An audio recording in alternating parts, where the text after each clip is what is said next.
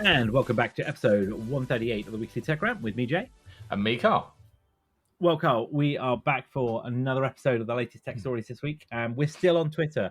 More on that later, given that Twitter's in some kind of death spiral. Can anyone view us? Who knows? Yeah, who knows? I mean, yeah, rate limit. Yeah, we'll talk more about that in just a minute. But yep, we are back with another mix of stories this week. We've got a good lineup. We're going to talk PlayStation, a little bit of a kind of, I guess, a fallback to the Activision Blizzard acquisition story. Too many long words in that sentence. We've got some stories of more layoffs in the tech world, and we're going to talk a little bit around Apple. Kind of going to talk a little bit on the stories we had last week around the Mac Pro, not MacBook Pro, excuse me, the Mac Pro, the cheese grater, as well as some meta stories as well, including a little word on the new Threads app, which launched this week, but not for everybody. And we've got the Tech Rant Rumour Mill back this week with a couple of rumours as well. So, Carl, let's get straight into it and kick off this week then about... This is all to do with the FTC lawsuit that's happening, isn't it? Around the Activision Blizzard takeover and some of the things that have come out from legal depositions. That's the word, isn't it? That's the one. Well, it's wrapped up now, as far as I'm aware. We're waiting for whatever the verdict may be. But yeah, some of the stuff that came out early on, even on the first day, and what Microsoft really led the charge with was obviously during these depositions, you have to generally give evidence and collateral and stuff like email threads. So one of the gems of an email that came out and Microsoft led with was the first day. It was from Sony Interactive's the president and CEO Jim Ryan. Yeah. So this is emails going back a year, January 2022. And this is what he's saying about Microsoft buying Activision Blizzard. You know, he's saying it's not an exclusive play at all. They are thinking bigger than that. Then they have cash to make moves like this. And he said he's spent a fair amount of time with both Microsoft gaming head Phil Spencer and Bobby Kotick from Activision Blizzard. Over the past few days. I'm pretty sure we will continue to see Call of Duty on PlayStation for many years to come. I'm not complacent. I'd rather this hasn't happened, but we'll be okay, more than okay. So that's the bombshell that Microsoft dropped, just proving that all along, Sony didn't really care about Call of Duty. It was just trying to stop them from, potentially competing more with them. So that shoots the whole argument down, doesn't it? That they basically were arguing with the CMA in the UK and the EU's commission on it. Yeah. The whole supposed public, and I would say it was the public-facing part of this argument, wasn't it? COD was at stake here. That was it. And the CMA saw through that. Clearly, the CMA probably had access to the same emails, and that's why they discounted the whole Call of Duty and moved on to the cloud gaming part, wasn't it? Which is still pointless, but still. Well, exactly. So, Microsoft obviously summed it up by saying, today showed Sony has known all along we stand by our promise to keep games on its platform and made it clear its work to lobby against deals only protect its dominant position in the market. Well, yeah, which is what we've been saying all along.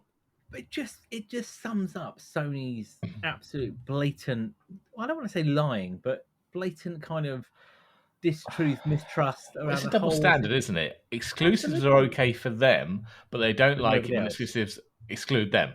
Yeah, that's ridiculous. I mean, and the problem is here that Sony, I wouldn't say winning, because winning is not the right word, is it? But Sony is certainly coming off better in this argument in a minute, and and this whole acquisition does seem to be on the back foot really at the moment, given what's happening in America. And I guess somebody else approved it the other day. Africa, wasn't it? Yeah, I think it was. They said. I mean, let's be honest. If the FTC block it, it's done. Yeah, I think so. That's their home turf, but yeah. And it's not necessarily the FTC, it's the judge, isn't it? So this is a lawsuit. So it's not like the FTC can just decide, nope.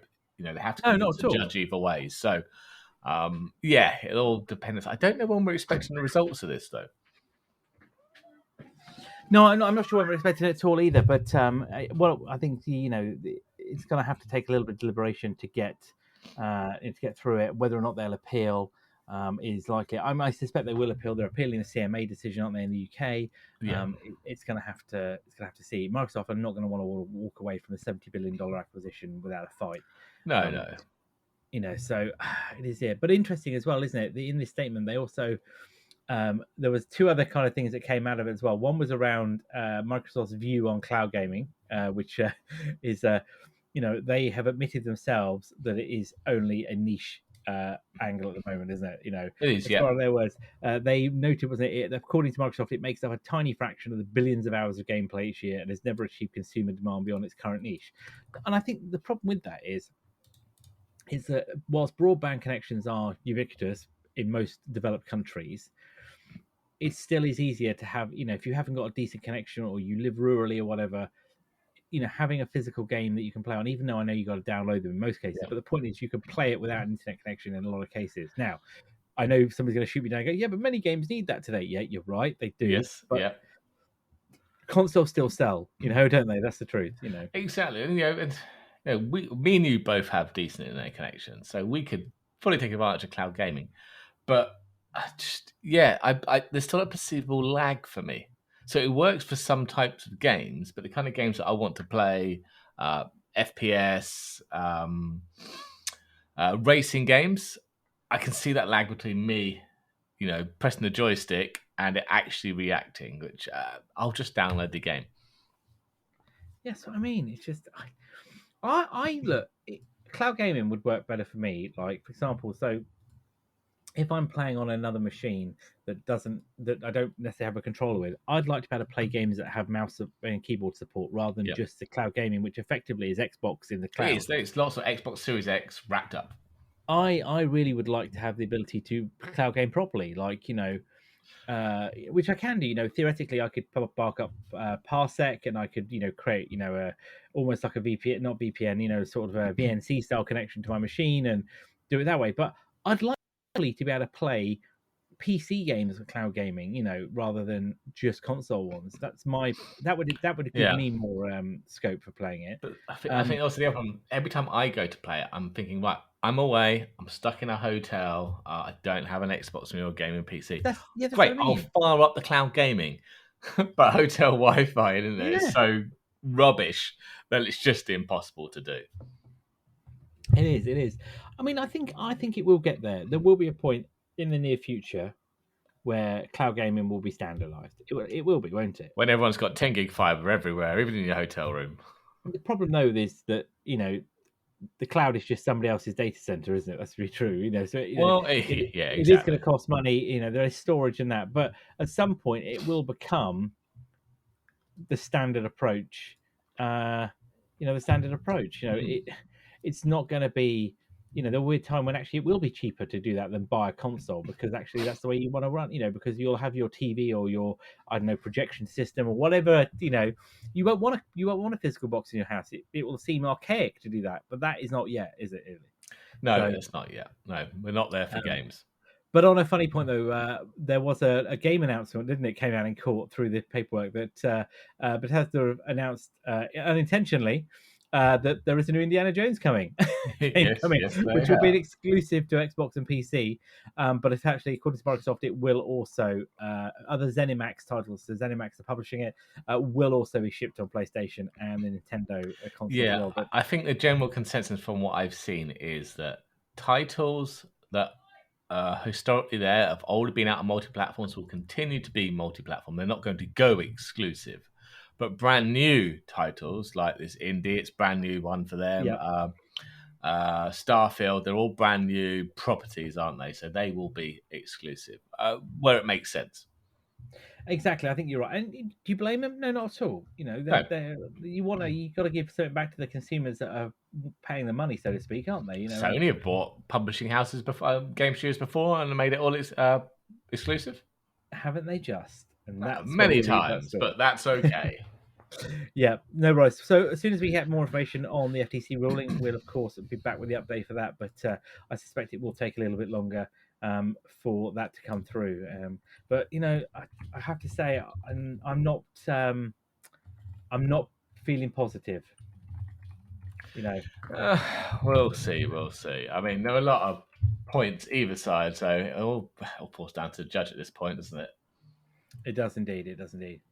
Well, moving on then to other stories in the tech world. So obviously 2022/23 has been there's been a large amount of layoffs in the tech sector across all areas, from the big giants to and Plex now joins that list of companies where they've let over 20% of the staff go. So if you're not familiar with Plex, Plex is it is free. It's a free to download media It is. application, like a media server that Build your allows own streaming platform kind of software. basically.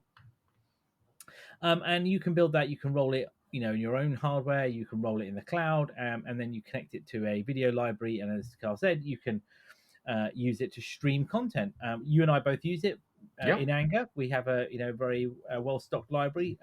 Also share with family as well, and allow them to access it through a Plex account. But as you say, it's been free. So where have Plex been making the money? And that's kind of the question here, isn't it? Where they've been making the money? Well, part of that has been getting people to buy the Plex Pass, isn't it? I pay for the Plex Pass. That gives you the ability to do things like hardware transcoding. It allows you to, access content from afar, doesn't it, without sort of different restrictions.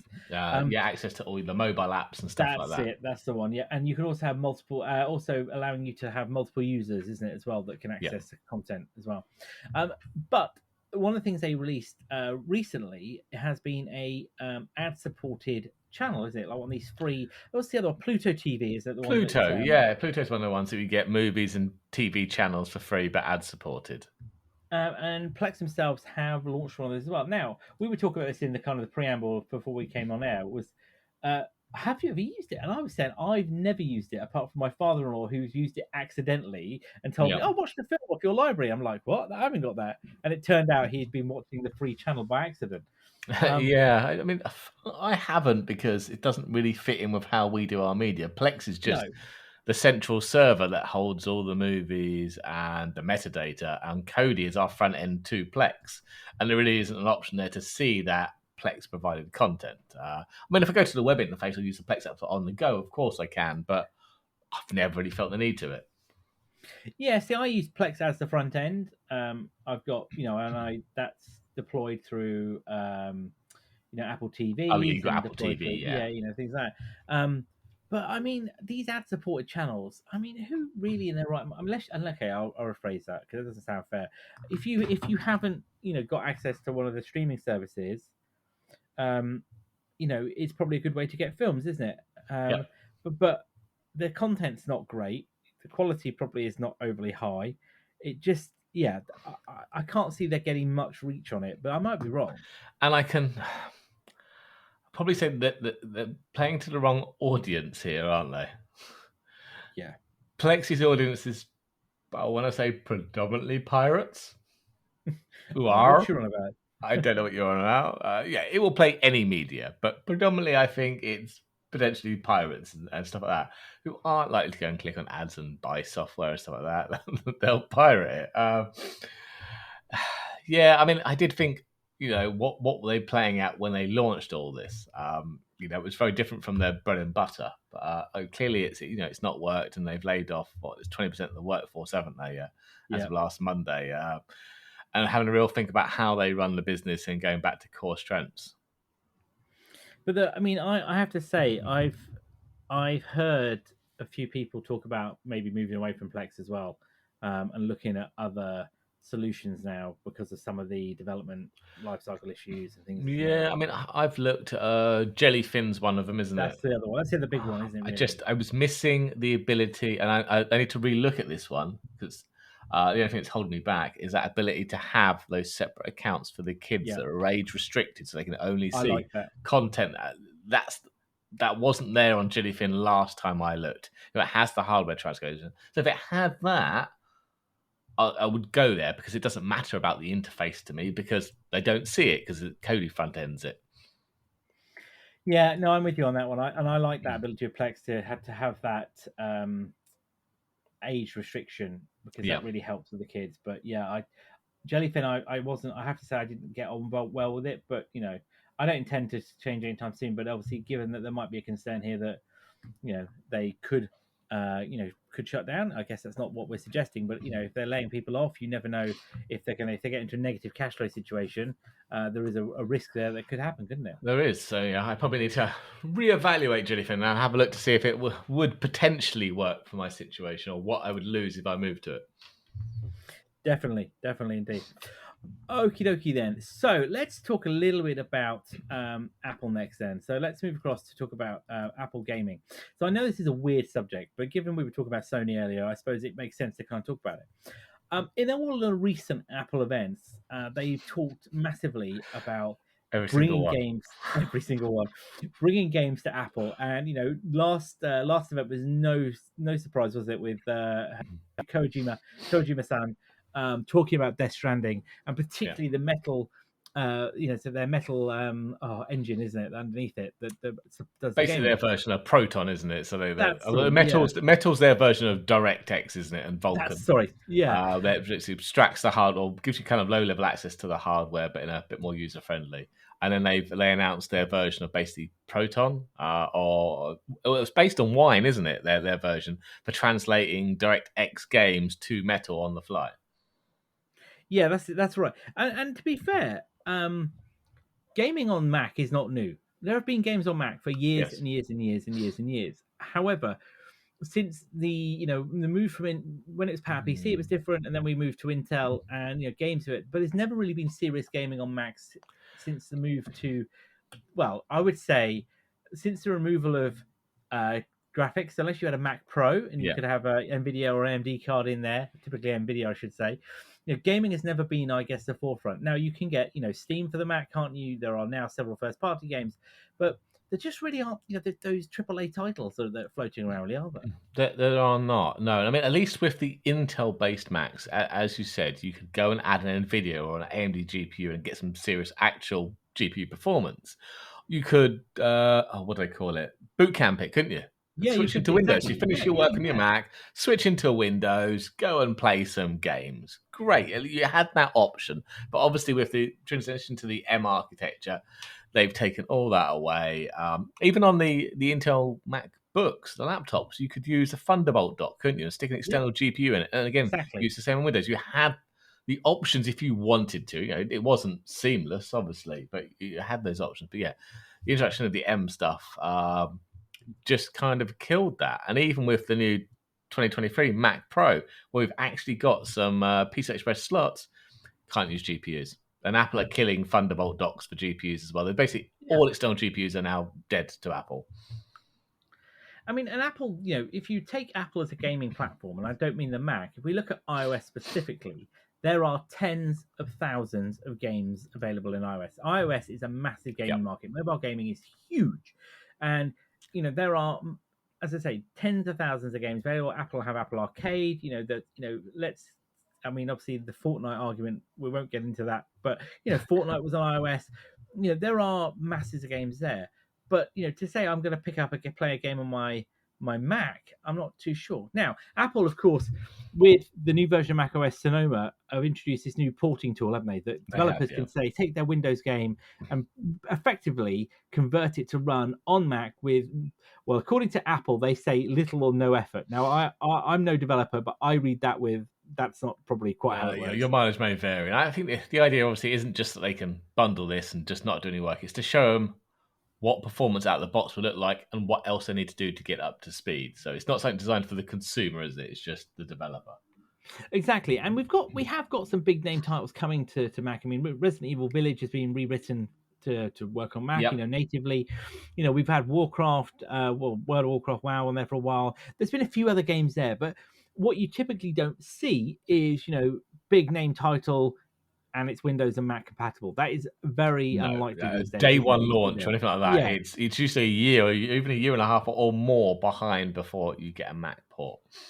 I think I mean, I'm all up for this. I would like to have the ability to see more games on my Mac, without the need for running, parallels to that. But the problem I find at the minute, of course, and this is I think where the game porting tool comes in, isn't it? Is this we're running the ARM architecture. That is, I think, half the battle here as well. Is that the architecture is different, isn't it? it is. Yeah, I mean, what else? I was watching a video the other day actually, and then you put this article link in for the podcast, and it was having a look at this very fact. It's by a YouTube called Snazzy Labs, and maybe I'll send you the link, Jay, that you can so you can add it in. But he was taking so let's take 2019 Mac Pro, the Intel one, the new 2023 Mac Pro, an M2 MacBook Air, and a PC with a $2,000 PC. Yeah. Okay, so a middle of the range gaming kind of PC. And look, we're just gonna compare the Windows with that PC, what frame rates we're getting in these games that are available on Mac, whether some of them were native ones, Yeah. and some of them were using Apple's emulation layer just to see. And it said, look, for those native ones, you were getting, even from a MacBook, MacBook Air, I should say, and you were getting decent performance, quiet, energy Yeah. efficient. But then he broke it down and said, look, well, let's see what the cost per frame is. The frame rate you're getting and how much the Mac or PC costs. And it did not fare well for Apple in any of this. He averaged these FPSs. So the PC was getting an average of 152 frames a second. And it worked about $13 a frame.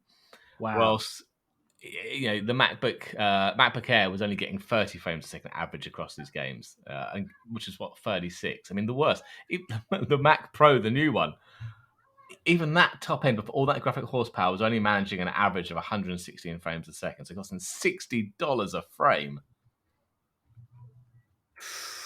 So, yes, they were energy. Well, okay, the Mac Pro wasn't as energy efficient. We're still chewing through 300 or 400 watts or whatever it was in its top configuration he had.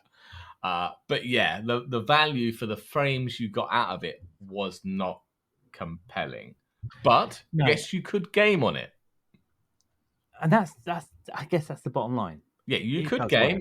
It will work. Wasn't amazing. It will work. Say the MacBook Air, for example, 30 frames a second probably isn't great for the games if you're playing an FPS or something. But for some games, it's perfectly serviceable. Yeah, and if it's playing, I guess, a strategy title or something like that, then yeah, it's not going to be, that's going to be perfectly playable, isn't it? And I think, again, when you think about some of the other titles, the ones that are going to be more natively written, converted to use Metal natively, as opposed to, porting it or using some emulator in the middle of it, like a wine layer or something. Yeah, you're going to get a difference there. But you're right. I mean, from a cost perspective, not good. But on paper, Apple's GPUs, in theory, should be doing the job they're saying they're doing, aren't they? Yeah, I mean, to a degree. I don't know whether it's not optimized enough. But I said the Mac Pro the Mac Pro never managed to beat the $2,000 PC, even when it cost $7,000 in a game, even with a native copy of the game. So I think they still have a way to go if they want it to be viewed as a gaming platform that you could go and play your AAA titles whenever they come out and actually get a decent rate without spending $7,000 plus on one. Yeah, that's the problem. But I think they built these, and they are great GPUs, but they're not dedicated discrete GPU the same as NVIDIA, AMD, or Intel these days. No, that are purely built for one thing and one thing only. Oh well, minus AI, minus AI as well. And I think until they get to a point where there's a dedicated way of doing it. I think you're going to get a acceptable performance as opposed to exceptional performance. Exactly. And I think that's why Apple, you see all these charts, they're talking about performance versus power, aren't they? Power efficiency, because they win hands down there, don't get me wrong, but that's not really what you're looking for if you're after a gaming machine, which they seem to be trying to target more and more, but they're not really there with the hardware for that yet. Great if it's saying you do your work all day and you play a little game during your lunch break or something, brilliant, perfect. Exactly. Or if I'm traveling for work and I've, in the evening, I just want a bit of downtime, and I've finished all of the meetings and I'm back at the hotel. I don't really want to watch some TV, but I just, what, I'd like to kill an hour playing a game or something, Yeah, exactly. So no, I'm with you on that one. It just keeps coming around. I wanted to talk about it after I saw that article, and I was like, is it really a big deal? I think it is, but I think Apple are going about it in the wrong fashion. Yeah. And that kind of leads us, I guess, onto a kind of our final Apple story, which is about, we talked a bit about it last week. And there was a story on The Verge this week, which I kind of wanted just to reference, because we were talking about this, weren't we? What is the point of the Mac Pro? We kind of said this all along. It was very niche, isn't it? What is the point of the Mac Pro? Well, according to The Verge, at least, they've decided that the biggest problem of the Mac Pro is the MacBook Pro. And the reality is true. For most people, not even a Studio or a Mac Mini, a MacBook Pro has the same compute almost, doesn't it? And the same Yep. ability to run the same software, delivering amazing performance. Especially if you buy the top end ones, um, they are there. Instead, you're going to drop what, $7,000 on a Mac Pro. Just make sure I get my naming right. Yep. So you can plug in some PCI Express cards, none of which, as we've just said, are going to be a GPU. And that's it. I mean, so what exactly? It's just, what's the point? Yeah. In the article, they went out and said, well, okay, we'll find 20 professionals. And professionals that Apple are aiming at that do video rendering, editing, all that kind of stuff that Apple highlight and showcase. And ask them, had they bought a Mac Pro? Were they planning to? Could they see themselves using one? And of the 20, only one said yes. And the reason was because he likes the cheese grater design.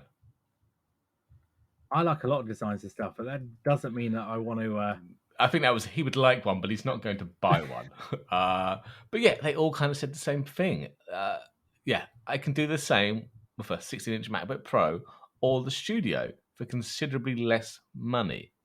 The new PCI Express slots don't add anything for me because those add-on cards I'm using, I've just bought. I was forced years ago to buy the Thunderbolt version.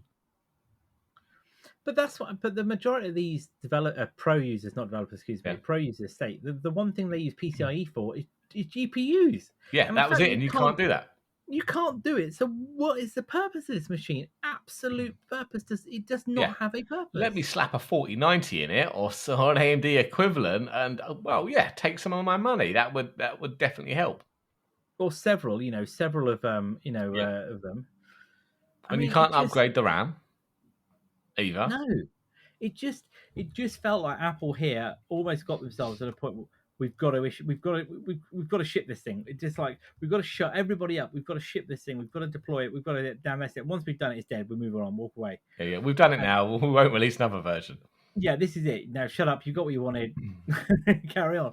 And it kind of summed it up for me at that point. Was when I read that, was like that guy, the guy was quoted. I can't think. I had it in my notes somewhere. It was one of the guys, wasn't it, who said, I think he was an Apple a VFX editor or something, and basically was saying, the only reason for having it was PCI. That was it. We run a 3D animation company. That was it. Apart from a capture card, there really isn't anything else we want to plug in, basically. No. And that sums it up. And if you can't do that, then this machine has no use apart from looking pretty, doesn't it? No, yeah, exactly. Too little, too late. Too little, too late. So yeah. So I just wanted to close the door on that, and we are all now in agreement. The Mac Pro is a white elephant that looks very pretty, but yeah, time to move away, Apple, and move on to other stuff. Yeah. Right. Let's talk about something more serious then. So talk about Meta then. So this week, Meta, first off, Meta have launched a new application called Threads. We're going to talk about it more next week, but Threads is I quote, their Twitter killer, isn't it? Indeed. Given the fact that Twitter's going down the toilet faster than, anything you can imagine, it seems likely that any app that gets in the way here will probably be a Twitter killer at some point. We're going to cover that more next week. However, what we want to talk about was the fact that now Meta are looking to change Facebook to become an app store, aren't they? Particularly in the EU, at least, as part of this new part of the Digital Markets Act that is coming to force very soon. So, kind of, what does this mean? Though, are we going to kind of see all kinds of apps? Or? It's not quite the App Store division. It's not like their take on Apple's App Store or the Google Play Store. So, in Facebook at the moment, you can get Facebook ads. Obviously, some of those ads could be for apps. Now, if you click that, you're taken to the actual Apple App Store, the Google Play Store, to go and download, install, or pay for the app. But Meta's or Facebook's idea here is that then, with these new, the EU's Digital Markets Act, and Apple and Google being forced to allow alternate app stores, they could use Facebook as that. So when you click the app, rather than being direct to an external thing, you can just go straight and download the app from within Facebook. Okay. So they're apparently planning to start testing this on Android later this year. And this, again, is purely around the whole DMA thing, isn't it? Of trying to circumvent the Apple monopoly stranglehold that any one app store can have. I don't know. Can you? I mean, I don't use Facebook, as we know, No, I don't. but I can't see. Is this going to work? I mean, But here's what I I can guess it see will them. do. I suppose. I guess it Maybe will do. it will be because people that use Facebook. I can see. Yeah, that's what I was thinking about. Yeah. But I could also see them going, right, we'll pay for an exclusive on a big game. You can only get it by signing up with a Facebook account and doing it for our Facebook app. That seems plausible, doesn't it? Yeah, that does. Yeah, and people will do that. I mean, I won't. I will just do without the app because there's no way I'm signing up for that. But there is a worry here, and a few commenters of kind of critics come out today say that, you know, again, this is Facebook want data. They want your data. They want user data. I do. To try and, you know, increase their ad revenue. And, you know, I'm not suggesting that is what they're doing, but given their track record and also their business model, why else would they be doing this? There's no real gain for them otherwise than to collect data. Surely, I can't see they're not being helpful. This isn't. No, this isn't Apple. Sorry, maybe they want to cut Meta, the you know. app pie. You know, the 30%. Yeah, that's true. That's Although Apple will still be charging that, though, won't they? So that won't really work. And that's what I mean. But given that they are an ad-driven company, it just seems to me that there's got to be an angle in here for getting you as the product again, isn't it? Yeah. You know. But yeah, we'll see. So the DMA obviously comes into force next year. So there's going to be quite a few changes coming down the line, I think, from not just Meta, but from everybody else. But yeah, just seems interesting. We still haven't seen anything to do with sideloading iOS 17, but as you and I speculated, I don't think we'll see anything to do with sideloading until very close to the DMA.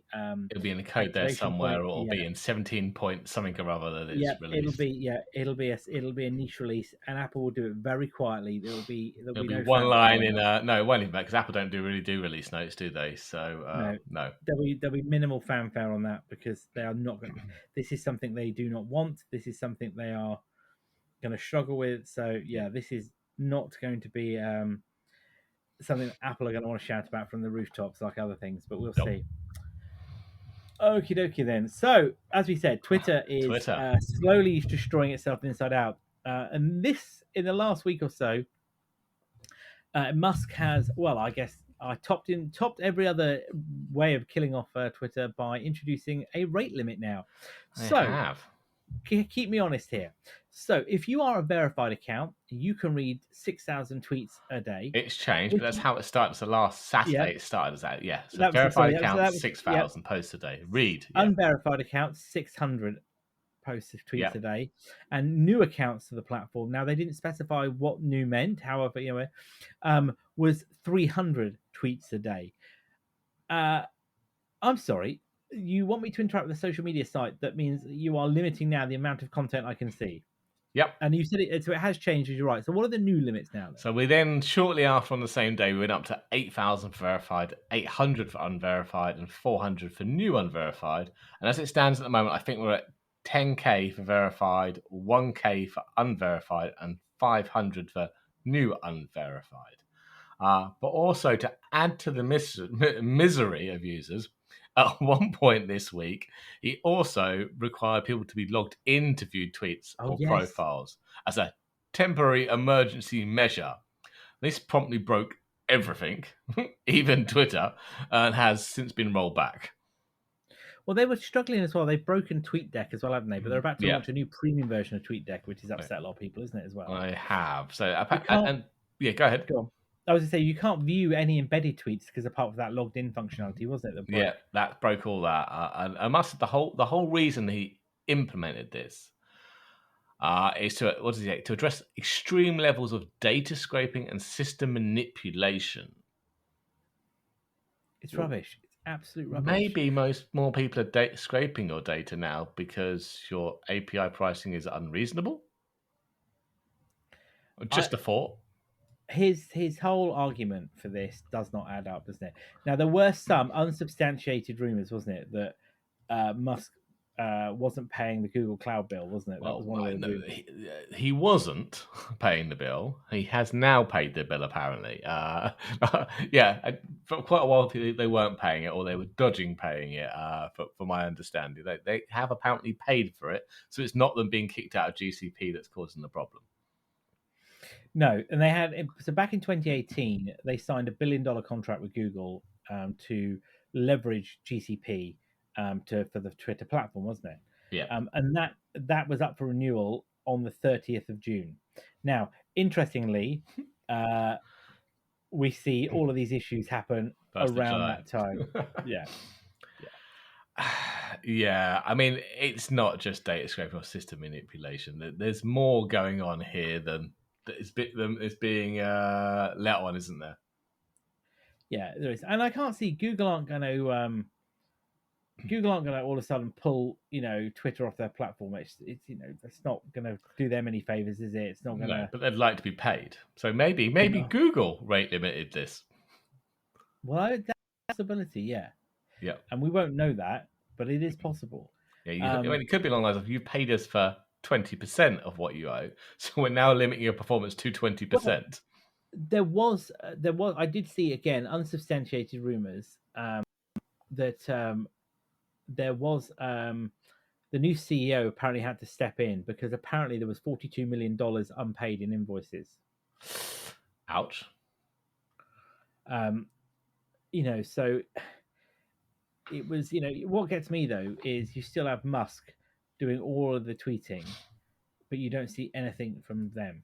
No, I'd forgotten there was a new CEO. I had to think then when you said the new CEO. Yeah, forgot about that. And this is what I'm saying. You've got Musk still being the mouthpiece and making decisions on the fly. Yet she's supposedly running the company. Well, but then we discussed this at the time. She's not really, is she? No, not at all. Not at all. Scapegoat springs to mind. It does seem a scapegoat, but yes, Musk is on his way to absolutely nerfing the site. I mean, we're still there. That's why I said at the start, we're still there. We're still on Twitter, still enjoying the the connections that are there. The 3 people that still are on the site.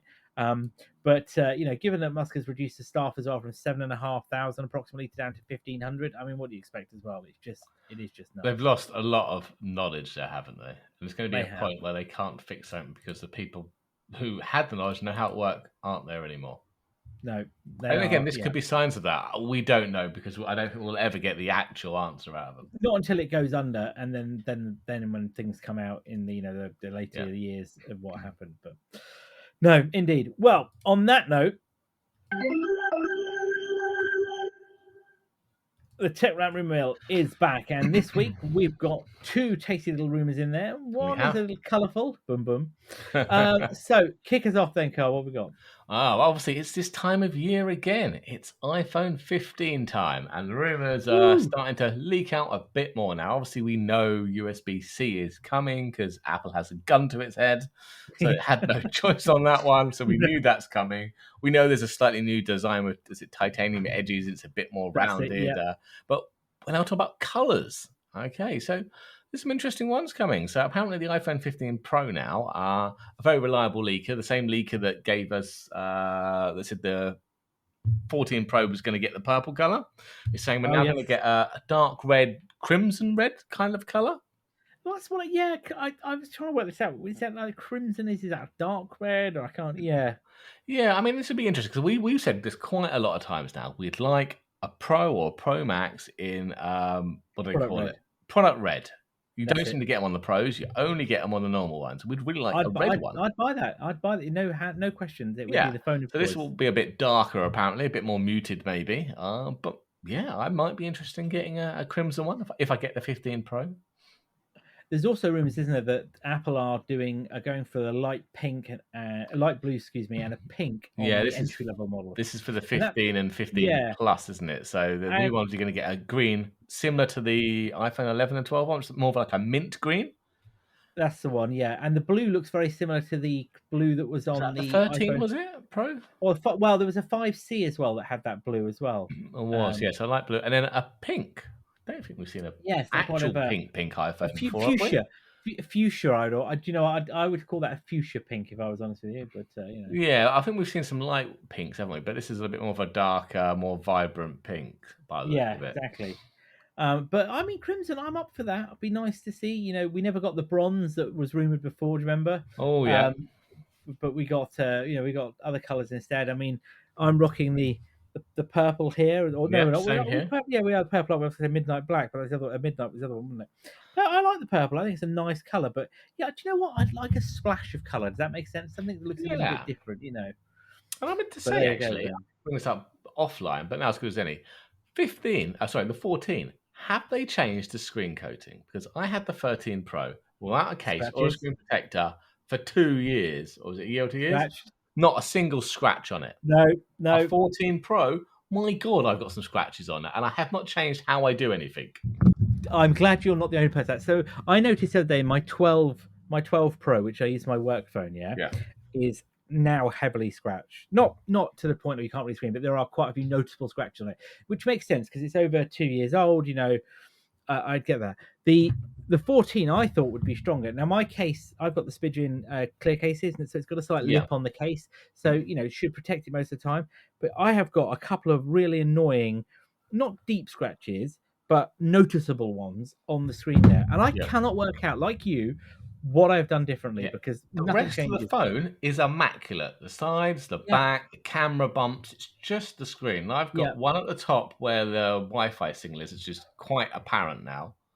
And then a longer one down the left-hand side that isn't so apparent unless I get the angle. But and a couple of other small ones. But yeah, my previous one I sold and it never wore a screen protector or any case, and it was immaculate on the 13 Pro Max. Yeah, I'm convinced that they've changed something there. Absolutely convinced as well. So yeah, you're not It'll alone. You're tank not my alone at all. resale value. Oh God, yeah. So talking then on the other one is around the iPhone. Sorry, No, the watch. apparently Apple Watch. As I say, I got my words mixed up. This is not this year's, is it? This No, is this is apparently not for even next next year's, year. all the years. This is the 2026 Watch Ultra 5, I want to say. Is that Well, if we no, well, get no. So we're on what? So no, 22 we're going was to get two one. this year in Oh 2023. yes, that's right. Yeah, yeah. Sorry, So yeah. yeah, that will be the 5 if they do one every year, which I imagine they Yeah. will do. Okay, so this is quite far out and subject to change, obviously. But the rumors are we'll be getting a micro LED display on it. Okay, so a bit about what micro LED is, and why it's important. Okay, but so currently Apple uses what IPS panels with mini LED backlighting on the iPad Pros and the MacBooks, and they look fantastic. We've got OLEDs on the current Apple Watch and the iPhone, and again look great. But I think we're expecting OLED panels on the iPads next year as well. Apparently, yeah. That's the Yeah, rumor for that, that's the isn't it? rumor for Yeah. that. But micro LED kind of take the best of both. Okay, so they take the long life and vibrancy of mini LEDs, but obviously micro a lot smaller. And we've got the fantastic blacks and stuff of OLEDs, but we'll get away from longevity issues you get with OLED. So apparently this will take the best of both, but it's been delayed and delayed. Now, they bought someone a year or two ago, They didn't they? did Did Luxview, but that's 2014 they bought them, was that and they were 2014? Was it yeah, that long yeah, ago? it was, yeah. It shows how technical this is to get right because I've not seen any other micro LED products out yet. No, and Apple, if you look at the top end of the scale, we've got was it the QD LED, isn't it? Which is the top end version of the LED screens, Yeah. which have more in common with the organic LEDs Oh, and micro. quantum dot QD OLEDs, That's isn't it? yeah, Quantum dot OLEDs that Samsung do. Yeah. which are the real high end ones, aren't they now? Yeah. And but we're not even really at the micro LED point for everything. But given that with the watches, particularly the ultra with the bigger screen, the need to drive better battery life, efficiency, and screen quality Brighter. is Yeah. definitely brighter is definitely the way to do it. I mean, given how bright it is anyway, isn't it, compared to the standard watch? And I can't remember what the nits on it was. It 900 nits or something like that. Something really Could silly, be. isn't it? It's Yeah. really so Apple have already got organic LED OLED Yeah. in the watch. We did that, and that's been around for a while. But we, as you say, micro, we haven't seen. And the fact that we're now talking at this, into the watch, is probably got to be a couple of years out, because Apple have not rushed to get us No, in any it's other probably a technology. good place to start, isn't it? It's a more premium watch, so there is space there money wise. It's larger, so there's a bit more extra space there. And it's a small enough screen, that So they if it wouldn't doesn't start work with an properly, iPad or an iPhone. Yeah, it's small enough that yield issues should be less. yeah. That's it really. But yeah, so interesting to see where that comes out. But that's for once we've got a proper long range rumor for you. We'll see if we're accurate. Tune in 3 years' time. Yeah, exactly. Right then, on that point, that's probably a good place for us to wrap up for today. We'll be back next week for episode 139 of all the latest tech stories and news, and we'll be covering the launch of Meta's Threads as probably one of our lead stories next week. As I said earlier, you can still find us on Twitter at Weekly Tech Rant, and we're also online at techrant.online for all of our show notes and information. And of course, wherever you get your podcast from, please like, share, give us a review, whatever you'd like to do. It really helps us. So on that note, I've been Jay. I've been Carl. Have a good evening, all.